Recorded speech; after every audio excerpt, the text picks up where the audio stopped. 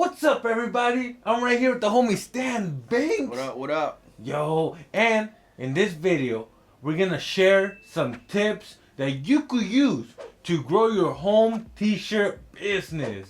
You ready, Stan? No doubt, man. All right. And of course, you know who Stan Banks is?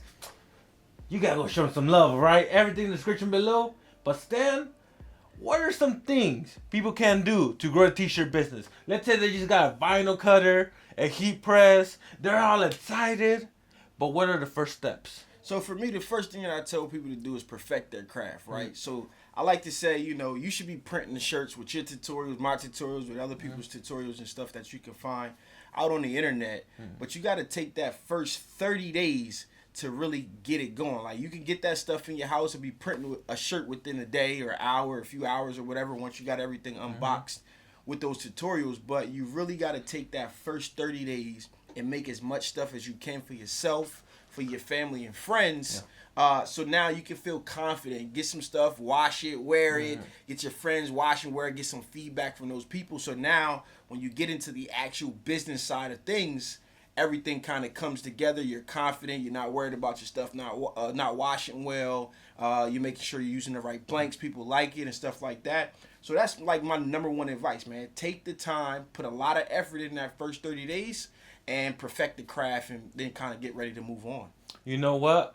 You're absolutely right, and I agree 100% because there's so many people that they buy the equipment. It's coming in the mail, and they already get orders, but then they get headaches. They don't know how to use the equipment. Hey, me and Stan, we make it look easy because we've been doing this for so long. Yep, no question. But when you first get it, you're gonna have those headaches. You're not gonna know what to do. And you're going to have a lot of problems that you might not have the answer to right away. And that's why you need the time. Those first 2 weeks, 30 days to really perfect it. For example, vinyl cutter. Can you do single color? Can you do multicolor designs? How fast can your graphic design, if you could do graphic design? You got to outsource it. Exactly. You got to find those extra people. How fast can you get your shirts from? You know? What are some other headaches people need to expect when they're barely starting out? So I think that's the thing, right? Now that you in that process of learning, you got your equipment and stuff like that, you don't want to wait till the last minute. If you know this is a business that you want to get into, what I tell people is, listen, do it today because tomorrow is kind of too late, right? Like Ray, as you know, like, don't wait until that job comes up, because this is what happened the other day. A lady hit me up saying, she kept like, hey, I got my stuff, I got an event tomorrow, Oh my gosh, and bro. I'm like, well, why would you do that? You didn't wake up today and say you got an event, right? Like, you got an event, you're gonna have an event tomorrow, I'm gonna have an event today or tomorrow, right? You gave yourself time to plan out that event. Give yourself that time to plan out your business and do it that way. But we got it rolling and stuff like that. But in the case, so don't wait. That's another thing. Not a headache, but something else is like, if you're toying with this, whatever equipment, the questions that you're asking right now are not the right questions. You're not going to know what the right questions to ask are until you already got it, right? Yeah. And no matter what piece of equipment you look like, you're going to find reviews of people that love it. You're going to find reviews of people that hate it. So whatever it is that you think you should go with, just go with it. Stop watching this video right now and go buy the last thing that you looked at, because the only way that you're going to get into this business and get rolling is to take a look at, what happens when you actually start printing, because those questions that are in your mind right now aren't there. And then, the next thing I would say that's kind of the headache is understanding how to deal with customers. Oh, bro. I don't know about you, but I've already kind of learned how to fish out the customers that I don't want to work with. If they're being extra picky from the get-go, if they're rushing me from the get-go, I don't tell them no. But what I do is either I overprice them or tell them it's going to take me a long time. The other day, I had this guy whose dad had a trucking company. He goes, oh, I want 30 shirts. I'm like, oh, I'm going to go get them from Supercolor, Hell yeah. Right. Then he goes, you know what? My dad wants the shirts, but can we have one sample? And it was a full color design, and I'm like, oh, what am I going to do? I had a homie make me a transfer, but he's going to ship it. He has to make it. He has his own, The next day, the guy said, hey, how long is it going to take for me to get that sample? My dad's being impatient. And they were beating me for the price too, bro. Oh, what's the biggest discount you could give me for 30 shirts?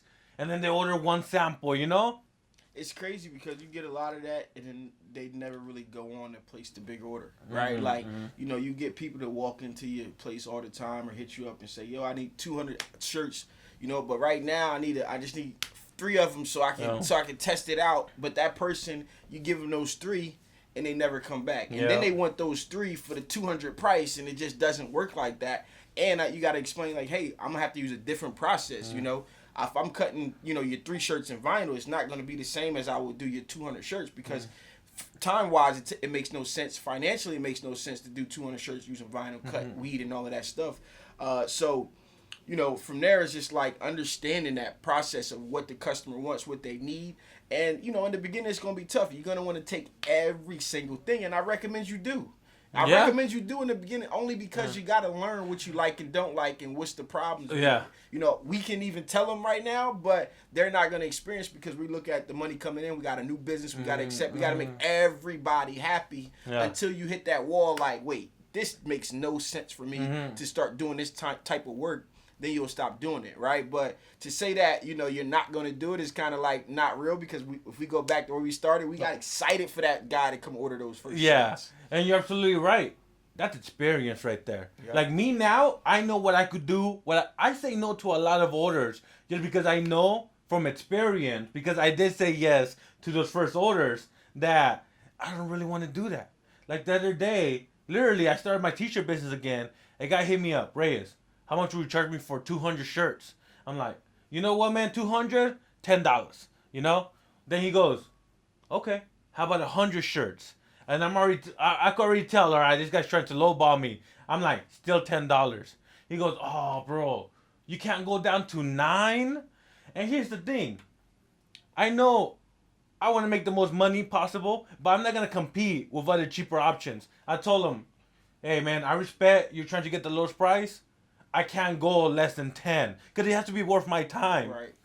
But you want the cheapest price? Go to a screen printer. Me, I don't mind telling people, hey, I'm not the best guy for this job, but here you go. Because it's about, at the end of the day, it's about helping the customer get what they want. Even if it's not for you, they're going to respect you more. And hopefully they could come back. But those are 2 headaches. Get the experience, learn how to make the products, and secondly, handle customers.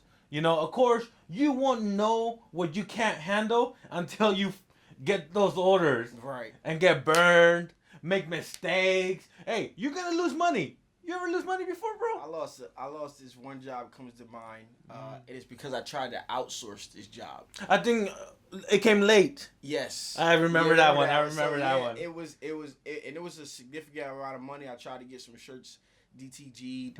Had a beautiful design for DTG. I made it that way.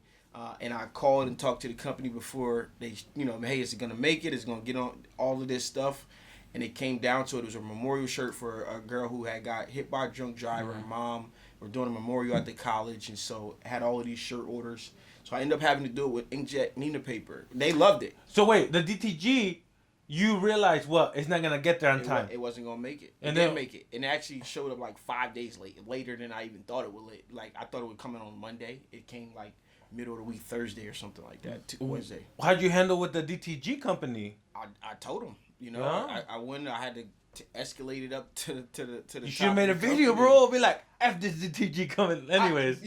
Back then I made a video about it, but I didn't want to. I knew the company was young and early, and I understand what we have as far as our power, and I just wanted them to make it right. So they didn't end up charging me whatever the case was for it. So you got a full refund? Yeah, I got the funds back for the actual job. So that was fine. They made the situation right, and I challenge you guys.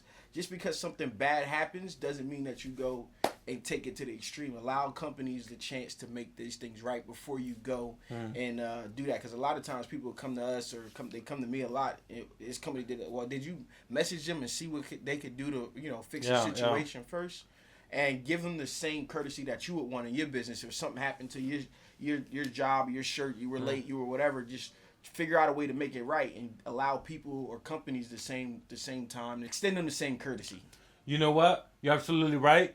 Because you're watching this, you want to start your own business, make it right. Even if it's not your fault 100% of the time, see what you could do. That doesn't mean give them a full refund every single time, but maybe an extra shirt or maybe you could upgrade them to free shipping. What can you do to make it right? It's gonna go a long way. Cause look, if that company didn't make it right, it could have really escalated, Yep. and they would have lost business. But they made it right. We're giving them a good word. Now, let me ask you, what would you have done differently if you had the same order? Well, you know, Would you have done it yourself from the get-go, or not even took the job? I would have took the job. I would have just did everything differently. Like I said, that design that was created was like a mural over her. It wasn't like a square mural, so it was like the fades, and it was really like nice. So the way that it was designed had to go through DTG at that point, right? And there was no super color at the time. Yeah. Because I could have designed that with hard edges and had these prints and been pressing them myself. So I would have took the job. I wouldn't have. I probably would have just designed it with Neenah Paper with the words over top and below, like I'm used to for that type of situation in my area, which is fine. But I just knew like this would allow, and the prints when they showed up, I was like, man, these are freaking awesome. It was a great thing. It's just the time factor. So if you guys are gonna look into outsourcing business, make sure you got a few different options of embroidery. You don't have to have embroidery. You find there like 2 or 3 of them because one may not be able to fit you in and another one may, and you don't want to be stuck in limbo. Sometimes when we outsource things like I'm in limbo trying to figure out, well, is this company going to have this done or is they not going to have it done? I don't know, and that's nothing I can tell the customer because I'm relying on somebody else. And I much rather outsource locally so I can go into the place and make sure that everything is done right and know the person that I'm working with more closely. There you go, guys. There you go. Hey, there's plenty of business out there. Find other companies that could do something that you can't. Work together. But now, Stan, people, they're hungry. They want to start making money. Let's share some tips of what they could do to get orders and hopefully grow their business. So I think a long time ago I made this video called How to Get a 1,000-Person Marketing Team for Free, right? And, it's the traditional way. When I wanted to do a business, I took business cards, and I grew up in barbershops. So I would walk to every barbershop and kind of market it. So, I know everybody wants to get on the internet and figure this out, but none of the business that I built, and even most of your stuff didn't come from across the internet. We were running local-based businesses. And so how do you grow a local-based business is one customer at a time, right? Going to events and telling people what, you're capable of, showing what you're capable of, but really making that customer today proud, right? And then just let them know, hey, here's your shirts. Just, can you send me 3 people? Can you send me 5 people? And over time it grows, right? So I'm going to tell you this little story. It's funny, right? My cousin came to get a bridal shower shirt from me. And I started to make the shirt, and I turned to her, and I'm like, hey, wait, where the rest of them? Why am I making one bride? You're not even the person getting married, so why am I making one? She's like, oh, they were gifted to the, somebody gifted them to them, but I wanted you to make mine. I'm like, okay, you lucky because I was about to put you out. Yeah. Because I want to be, first and foremost, family and friends. If they hear shirts, they should be recommended me to do the job, right? That's first and foremost. And now what you want to do is become top of mind, right? We take these small custom orders when we start out, hoping that when that person has a family reunion, they say, hell, wait, this guy made that shirt for me before, that now he can possibly make my larger order. And then we just have to be equipped to do so. So what I tell people is one customer at a time, ask for referrals from that person. Say, hey man, send me 3, send me 5 people. Make sure that you tell whoever about me. Give my cards out don't give them one business card. Throw 5 or 10 in the bag. They're so cheap. But just make sure that person has everything they can do to go market you. And I became known. I didn't have the cheapest prices in town. In fact, I started out outsourcing before I started doing stuff hands-on myself. So my prices were always higher because I was going to a screen printer to get the work done, and I had to mark it up. So I focused on my presentation more than anything, making sure that I displayed my garments and I showed them in a nice way, bright, looking good, laid out right, a nice photo wearing them, not the bathroom selfies and stuff like that. And I did that intentionally because of what is going to separate me from anybody else, especially when I got the higher prices. Yeah. So we want to just make sure that we become top of mind and give every customer walking out the door something that they can be proud of. Yeah. You know what? I agree with you. A lot of people want to focus on online. Make a website. This and that. when there's so much money to be made in your local community. Focus on being local first. And of course, you could grow your online presence over time. Yep. But there's plenty of money in your community. And one thing I love telling people is just be active in your community. Even if that's in Facebook groups or going to events, always have a business card or some way to share your information with people. And ultimately, do good work. Build your reputation to be one of the top guys. So when people say, oh, Stan Banks or Reyes or whoever, they do good work. Yep. They treat the customers right. Yeah, so one thing about getting online is that what you find about a lot of people shopping through Instagram, they're looking for the cheapest price. You know, the customer you want is looking for a quality of work, right? They're coming to you because they like your work, not because if the first question that they come in and say is how much is this or what's your prices or something like that, that's usually a customer that's going to spend 10, 15 minutes talking to you. And then they're going to go to somebody else and spend 10, 15 minutes and say, well, they might come back to you and say, well, this person is going to charge me this price or that price. So that's why I really try to focus locally on the custom shirt business because it grows it out from there. And then the worst thing that you could do is get some online success and not be ready to handle it, right? It takes your whole career is going to be you building up your reputation. And then you can have a moment where you go viral or something, you know, somebody big has your stuff or, you know, something happens and you start getting an influx of business and you not be prepared to handle it. You don't deliver a good product. You don't deliver it in a timely manner. So that's why that first 30 days and even throughout as you start to focus on local, that all is time for you to perfect this whole thing and see what the business actually looks like. And then you build up your online presence, and then you can decide, okay, I got my system down, I know my pricing, I'm not guessing, I know how much it's going to cost me. And that's a huge thing, the cost, right? But you got all this stuff down, and now when you get that influx of business, you're ready to handle it, and you know how to move and do things accordingly. And I think the last thing I was going to say is pricing, right? What do you charge, right? And, you know, you don't always have to be the cheapest guy. What I like to say is you got to know, it's more important to know how much it costs you than what you're actually going to charge, right? And the cost is the cost for the shirt, the cost for the material going on the shirt, the cost for pressing, the cost for an employee. A lot of people don't include themselves as an employee, right? If you had to hire somebody, you would have to pay some type of hourly rate. You should account for that. How many shirts can you do an hour? How much do you want to make an hour? How much do you want to pay an employee an hour? How many shirts is that? Divide that out and include that in the cost. That's just your base cost. So, you know, it may only cost you $2 for a shirt and $2.50 for a sheet of vinyl, right? But now you got the weeding time and all of that stuff that you got to factor in. So it may come out that it's actually costing you $6 or $7 per shirt, right? Now you can figure out where do I want to be price wise. You know what I'm saying? So just understanding your cost to figure out if you're even making money on the job is a very, very important thing there. So that's pretty much it for this video. First of all, go show Stan some love. Everything in the description below. And if you enjoyed this video, press the like button. Don't forget to subscribe. And I'll see you in my next video. Bye, everybody. Peace.